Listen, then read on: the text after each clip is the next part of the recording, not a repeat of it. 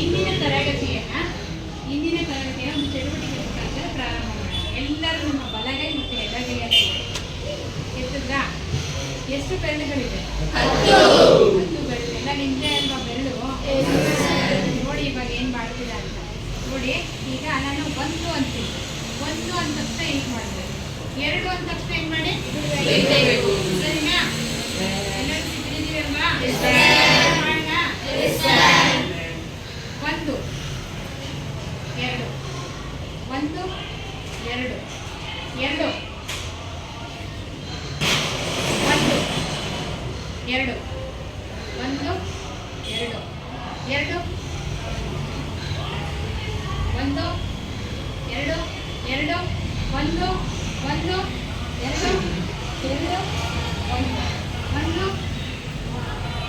2 1 2 2 1 ಖುಷಿ ಆಯ್ತಾ? ಇವತ್ತಿನ ತರಗತಿಗೆ ಹೋಗೋಣ. ನೋಡಿ, ಇಲ್ಲಿ ಮೊದಲಿಗೆ ನಿಮ್ಮ ಪಠ್ಯ ಪುಸ್ತಕದಲ್ಲಿ ನೀಡಿರುವಂತೆ ಸಂಧಿಗಳ ಬಗ್ಗೆ ಇವತ್ತಿನ ಒಂದು ಪಾಠ ಭಾಗವನ್ನು ಪ್ರಾರಂಭ ಮಾಡೋಣ. ವ್ಯಾಕರಣ ಹಂತದಲ್ಲಿ ಸಂಧಿಗಳ ಬಗ್ಗೆ ತಿಳ್ಕೊಳ್ತಾ ಹೋಗೋಣ. ನೋಡಿ, ಸಂಧಿಗಳು ಅಂದರೆ ಏನು? ಸಂಧಿ ಅಂದರೆ ನೀವು ಸಾಮಾನ್ಯವಾಗಿ ನೀವು ತಿಳ್ಕೊಳ್ಳೋದೇನೋ ಯಾವುದೋ ಒಂದು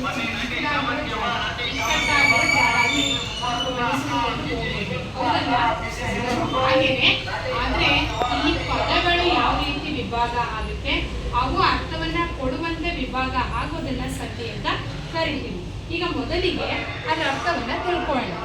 2 ಅಕ್ಷರಗಳು ಕಾಲ ವಿಳಂಬವಿಲ್ಲದಂತೆ ಕೂಡುವುದಕ್ಕೆ ಸಂಧಿ ಎಂದು ಕರೆಯುವರು. ನೋಡಿ, ಕಾಲ ವಿಳಂಬ ಅಂದ್ರೆ ಹೆಚ್ಚಿನ ಸಮಯಾವಕಾಶವನ್ನ ತಗೊಳ್ಳದೆ 2 ಪದಗಳು ಪರಸ್ಪರ ಏನಾಗುತ್ತೆ? ಸೇರ್ಕೊಳ್ತಾವೆ. ಅವುಗಳನ್ನ ಒಂದನ್ನ ಪೂರ್ವ ಪದ ಅಂತೀವಿ, ಮತ್ತೊಂದನ್ನ ಏನಂತೀವಿ? ಉತ್ತರ ಪದ ಅಂತೇಳಿ ಕರಿತಾ ಹೋಗ್ತೀವಿ. 2 ಕೂಡೋದನ್ನ ನಾವೇನಂತ ಕರಿತೀವಿ? ಸಂಧಿ ಪದ ಅಂತೇಳಿ ಕರಿತಾ ಹೋಗ್ತೀವಿ. ಈ ಸಂಧಿಗಳನ್ನ ವ್ಯಾಕರಣದಲ್ಲಿ 2 ವಿಧಗಳಾಗಿ ವಿಂಗಡಣೆ ಮಾಡಲಾಗಿದೆ. ಎಷ್ಟು ವಿಧಗಳಾಗಿ ವಿಂಗಡಿಸಿದ್ದಾರೆ? 2 ವಿಧಗಳಾಗಿ ವಿಂಗಡಣೆ ಮಾಡಿದ್ದಾರೆ. 1 ಕನ್ನಡ ಸಂಧಿಗಳು, 2 ಸಂಸ್ಕೃತ ಸಂಧಿಗಳು. ಮೊದಲಿಗೆ ಕನ್ನಡ ಸಂಧಿ ಅಂದ್ರೆ ಏನು ಅನ್ನೋದನ್ನ ತಿಳ್ಕೊಳ್ಳೋಣ. ಯಾಕೆ ಈ ರೀತಿ 2 ವಿಭಾಗವನ್ನ ಮಾಡಿದ್ದಾರೆ? ಯಾರು ಹೇಳ್ತೀರಾ? ಯಾರು ಹೇಳ್ತೀರಾ? ಕೈ ಎತ್ತಿ ನೋಡೋಣ. ಯಾಕೆ 2 ವಿಭಾಗವಾಗಿ ಮಾಡಿದ್ದಾರೆ? ಯಾಕೆ 2 ವಿಭಾಗ ಮಾಡಿದ್ದಾರೆ? ಕನ್ನಡ ಪದಗಳನ್ನು ಸಂಧಿ ಮಾಡಲು ಕನ್ನಡ ಸಂಧಿಗಳು ಮತ್ತು ಸಂಸ್ಕೃತ ಪದಗಳನ್ನು ಸಂಧಿ ನೋಡಿ, ಅದು ಅರ್ಥಗರ್ಭಿತತೆ ಅಂತ ಹೇಳ್ಬೇಕು. ಕನ್ನಡ ಸಂಧಿಗಳು ಅಂದಾಗ ಬರೀ ಅಚ್ಚಗನ್ನಡ ಪದಗಳು ಸೇರಿ ಸಂಧಿ ಆಗುವುದನ್ನ ಕನ್ನಡ ಸಂಧಿ ಅಂತ ಕರಿತೀವಿ.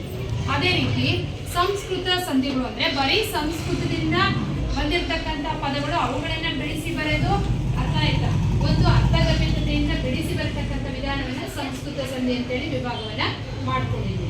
ಒಂದು ಕನ್ನಡ ಸಂಧಿ, ಇನ್ನೊಂದು ಸಂಸ್ಕೃತ ಸಂಧಿ. ಇವಾಗ ನಾವು ಕನ್ನಡ ಸಂಧಿಗಳಲ್ಲಿ ಮತ್ತೆ ಏನ್ ಮಾಡಿದೀವಿ? 3 ವಿಧಗಳಾಗಿ ವಿಂಗಡಣೆ ಮಾಡ್ಕೊಂಡಿದೀವಿ. ಎಷ್ಟು ವಿಧಗಳಾಗಿ? 3 ವಿಧಗಳಾಗಿ. ಅದರಲ್ಲಿ ಮೊದಲನೆಯದಾಗಿ ಲೋಕ ಸಂಧಿ, ಎರಡನೆಯದಾಗಿ ಆಗಮ ಸಂಧಿ, ಮೂರನೆಯದಾಗಿ ಆದೇಶ ಸಂಧಿ.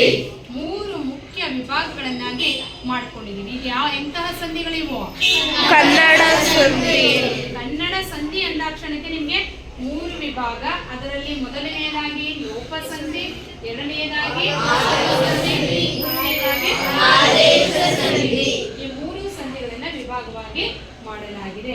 ಇಂದಿನ ತರಗತಿಯಲ್ಲಿ ಮೊದಲಿಗೆ ನಾವು ಲೋಪ ಸಂಧಿ, ಕನ್ನಡ ಸಂಧಿ ಆಗಿರ್ತಕ್ಕಂತಹ ಮೊದಲನೇ ಸಂಧಿ ಲೋಪ ಸಂಧಿಯ ಬಗ್ಗೆ ತಿಳ್ಕೊಳ್ಳೋಣ. ನೋಡೋಣ ಇವಾಗ ಲೋಪ ಸಂಧಿ ಉದಾಹರಣೆ ಸಮೇತ ನೋಡೋಣ. ಇವಾಗ ಮೊದಲಿಗೆ ಉದಾಹರಣೆ. ಒಂದೊಂದು ಅನ್ನೋ ಪದ ಇದೆ, ಗಮನಿಸ್ತಾ ಇದ್ದೀರಾ? 1 + 1 1 + 1. ಇಲ್ಲೇನಾಗಿದೆ? ಪೂರ್ವ ಪದ, ಉತ್ತರ ಪದ. ಇಲ್ಲಿ ಪೂರ್ವ ಪದದ ಅಂತ್ಯದ ಸ್ವರಾಕ್ಷರ ಎಷ್ಟಿದೆ? ಯಾವುದಿದೆ? ಊ ಇದೆ. ಪೂರ್ವ ಪದದ ಅಂತ್ಯದ ಸ್ವರಾಕ್ಷರ ಊ ಇದೆ. ನಮ್ಗೆ ಸ್ವರಗಳು ಅಂದ್ರೆ ಗೊತ್ತು. ಏನು ಸ್ವರಗಳು ಅಂದ್ರೆ? ಸ್ವತಃವಾಗಿ ಉಚ್ಚರಿಸಲ್ಪಡುವ ಅಕ್ಷರಗಳು. ಎಷ್ಟಿದೆ ಸ್ವರಾಕ್ಷರಗಳು? 13. ಎಲ್ಲಿಂದ ಎಲ್ಲಿವರೆಗೆ ಸ್ವರಾಕ್ಷರಗಳು? ಆಯಿಂದ ಅವರೆಗೂ ಇರ್ತಕ್ಕಂತಹ ಅಕ್ಷರಗಳು ಸ್ವರಾಕ್ಷರಗಳು. ಇಲ್ಲಿ ನೋಡಿ, ಇಲ್ಲಿ 1 + 1, ಇಲ್ಲಿ ಊಕಾರ ಅನ್ನೋದು ನಮಗೆ ಕೂಡಿಸಿ ಬರ್ದಾಗ ಸಿಕ್ಕೋದಿಲ್ಲ. ಇಲ್ಲಿ ಏನಾಗುತ್ತೆ? ಬಿಟ್ಟು ಹೋಗುತ್ತೆ. ಅಥವಾ ಲೋಪ ಆಗುತ್ತೆ. ಅದಕ್ಕೋಸ್ಕರ ನಾವೇನಂತ ಕರಿತೀವಿ? ಲೋಪ ಸಂಧಿ. ಪೂರ್ವ ಪದದ ಅಂತ್ಯದ ಸ್ವರಾಕ್ಷರದಲ್ಲಿ, ವ್ಯಂಜನದಲ್ಲ. ಸ್ವರಾಕ್ಷರಗಳು 13, ಆ ಇಂದ ಅವರೆಗೂ ಬರ್ತಕ್ಕಂಥ ಅಕ್ಷರಗಳಲ್ಲಿ ಲೋಪತೆ ಆದ್ರೆ ಅದನ್ನ ನಾವೇನಂತ ಕರಿತೀವಿ? ಲೋಪ ಸಂಧಿ. ಅದೇ ರೀತಿ ಮತ್ತೊಂದು ಉದಾಹರಣೆಯನ್ನ ನೋಡೋಣ. ಮತ್ತೊಂದು ಅನ್ನೋದೇ ಇದೆ. ಮತ್ತು ಪ್ಲಸ್ ಒಂದು. ಯಾವ ಕಾರ ಲೋಪ ಆಗ್ತಾ ಇದೆ? ಊಕಾರ. ಅದೇ ರೀತಿ ಒಬ್ಬೊಬ್ಬ. ಇಲ್ಲಿ ಯಾವ ಕಾರ ಲೋಪ ಆಗ್ತಾ ಇದೆ? ಆಕಾರ ಲೋಪ ಆಗ್ತಾ ಇದೆ. ನೋಡಿ, ಈಗ ಅದರ ಅರ್ಥಕ್ಕೆ ಹೋಗೋಣ. ಉದಾಹರಣೆಯನ್ನ ತಿಳ್ಕೊಂಡ್ವಿ. ಉದಾಹರಣೆ ನಂತರ ಅರ್ಥವನ್ನ ತಿಳ್ಕೊಳ್ಳೋಣ. ಲೋಪ ಸಂಧಿ. ಸಂಧಿ ಕಾರ್ಯ ನಡೆಯುವ ಸಂದರ್ಭದಲ್ಲಿ ಪೂರ್ವ ಪದದ ಅಂತ್ಯದ ಸ್ವರಾಕ್ಷರದಲ್ಲಿ, ಗಮನಿಸಿದ್ರ?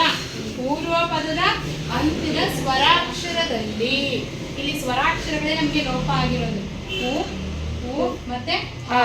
ಈ ರೀತಿ ಪೂರ್ವ ಪದದ ಅಂತ್ಯದ ಸ್ವರಾಕ್ಷರದಲ್ಲಿ ಲೋಪವಾದರೆ ಅದನ್ನ ಏನಂತ ಕರಿತೀವಿ? ಲೋಪ ಸಂಧಿ ಅಂತೇಳಿ ಕರೀತಾ ಹೋಗ್ತೀವಿ.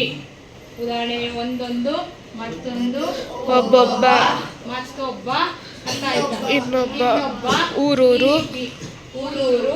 ಇವೆಲ್ಲಾ ಪದಗಳು ಸಹ ಯಾವ ಒಂದು ಸಂಧಿಗೆ ಉದಾಹರಣೆ ಆಗುತ್ತೆ? ಲೋಪ ಸಂಧಿ. ಉದಾಹರಣೆ ಆಗಿರ್ತಕ್ಕಂತಹ ಪದಗಳು. ಇದಿಷ್ಟು ಇವಾಗ ನಿಮ್ಗೆ ಅರ್ಥ ಆಯ್ತಾ? ಲೋಪ ಸಂಧಿ ಬಗ್ಗೆ ಅರ್ಥ ಆಯ್ತಾ? ಇದಿಷ್ಟು